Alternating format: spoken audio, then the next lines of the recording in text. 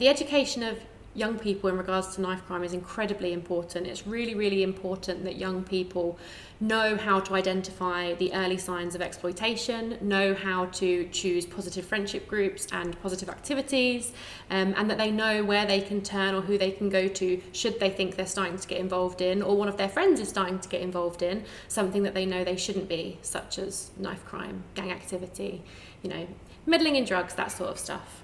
So it's really, really important for us here in Milton Keynes that lots of partners and organisations are involved as we work to tackle kind of street violence and knife crime across Milton Keynes. That does include Milton Keynes Council, that does include Thames Valley Police, it includes the probation service, health services, youth services, the youth offending team, and communities, residents. They all matter. Parents matter too. Schools matter as well.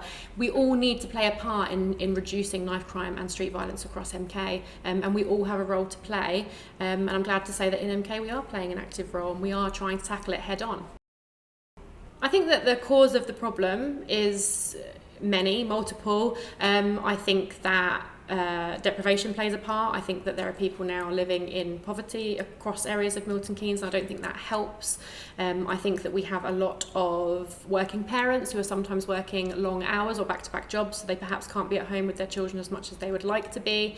I think that we definitely have a problem that is rooted in drugs and drug culture, and that brings very nefarious characters into towns like Milton Keynes, where they then try and exploit young people to run drugs for them, get involved, and from there it escalates and you get involved in worse behaviours. I think it is a societal problem. I think that over the last decade or 2 decades we've seen huge cuts to our youth services, to our health services. Mental health provision has been cut, support for kind of drug and alcohol abuse has been cut, and I think we are now seeing the impact of that.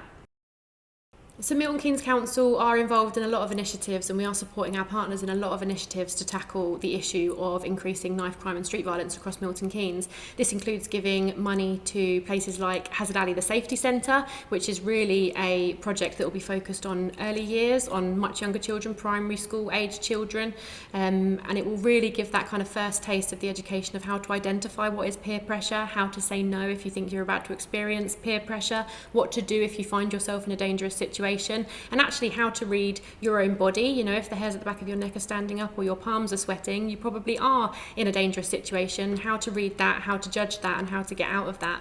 We've also invested in preventative initiatives and intervention initiatives, including with MK Gallery and Paramount Parkour, including with the Beacon Angling Club, which is basically giving young people who are finding themselves vulnerable or on the edge of being exploited and brought into these criminal behaviours safe places to go, positive things to do, and also putting them in a space where they've got positive role models who they can feel comfortable talking to if perhaps they don't have anybody in school or at home they feel comfortable talking to.